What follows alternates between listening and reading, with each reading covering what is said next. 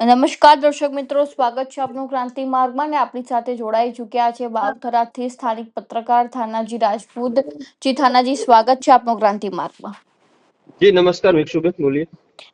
થાનાજી, હાલમાં જે સ્થાનિક સ્વરાજ્યની ચૂંટણીનો માહોલ ચારે બાજુ જોવા મળી રહ્યો છે અને સૌથી વધુ ગરમાવો વાવ થરાદમાં જોવા મળી રહ્યો છે, તો કેવી સ્થિતિ હાલમાં સ્થાનિક કક્ષાએ જોવા મળી રહી છે? જી, અત્યારે મિક્ષુબેન જે વાવ થરાદ જિલ્લાની અંદર નવનિર્મુક જિલ્લાની અંદર જે ચૂંટણીની પ્રક્રિયાને લઈને અત્યારે આજે ફોર્મ ચકાસણી ચાલુ છે અને ખાસ કરીને જનતામાં ખૂબ જ મોટો રોષ ભભૂકી ઉઠ્યો છે।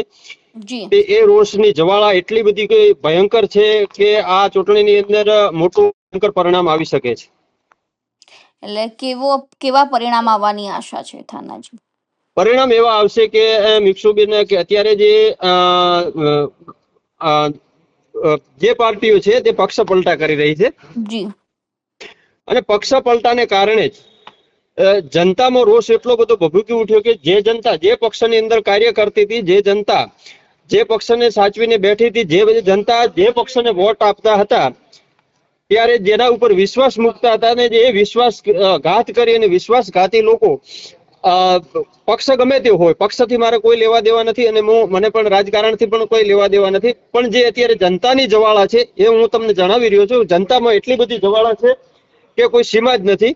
એટલે જનતા અત્યારે કંઈક નવાજોણી કરવાના મૂડમાં છે અને જનતા પણ બહિષ્કાર કરી રહી છે। જે પક્ષ પલટા લોકો છે એમના માટે ખૂબ ભયંકર રીતે અત્યારે જનતા જવાબ આપવા માટે તત્પર થઈ રહી છે ને જનતા કહી રહી છે કે અમારે હવે વિશ્વાસ મૂકવો તો કોના ઉપર મૂકવો। ભારતીય જનતા પાર્ટીના લોકો પણ પક્ષ પલટો કરી ચુક્યા છે, કોંગ્રેસ પાર્ટીના લોકો પણ પક્ષ પલટો કરી ચુક્યા છે અને આમ આદમી પાર્ટીના પણ નેતાઓ પક્ષ પલટો કરી ચુક્યા છે। તો હવે જનતા એવું જ કહી રહી છે કે અમારે વિશ્વાસ મૂકવો તો કોના ઉપર મૂકવો અને અમારા ઉપર વારંવાર વિશ્વાસઘાત થઈ રહ્યો છે, એના જ મૂડમાં અત્યારે જનતા છે। જનતા અત્યારે નવાજોની કરવાના મૂડમાં છે અને કંઈક નવાજોની પણ થવાની શક્યતાઓ સેવાઈ રહી છે।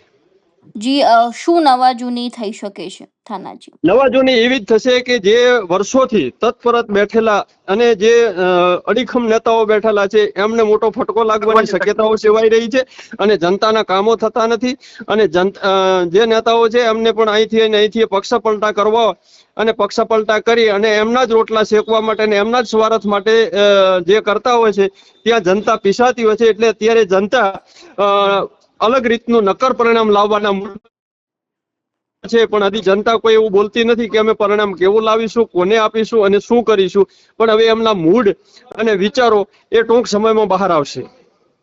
એટલે થાનાજી, હાલમાં કયો પક્ષ મજબૂત દેખાઈ રહ્યો છે અત્યારની તારીખની અંદર? તો જે પક્ષ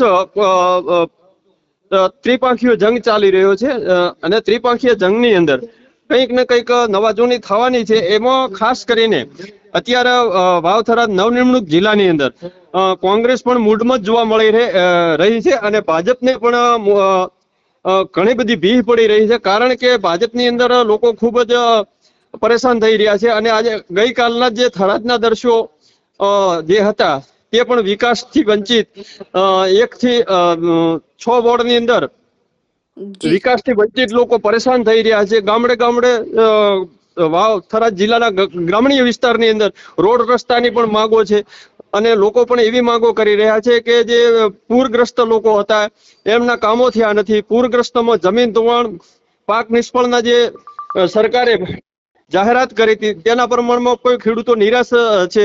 ખેડૂતોને પણ કોઈ પાક નિષ્ફળ કે જમીન ધોવાણના પૈસા નથી મળ્યા, જે તે મળતિયાઓને મળ્યા છે એવા પણ આક્ષેપો જોવા મળી રહ્યા છે। અને બીજું કે રીસર્વેની અંદર જો વર્ષોથી સરકાર કહેતી આવી છે કે જે ગોટાળા છે એના સોલ્યુશન લાવીશું, તો પણ રીસર્વેના સોલ્યુશન નથી આવ્યા।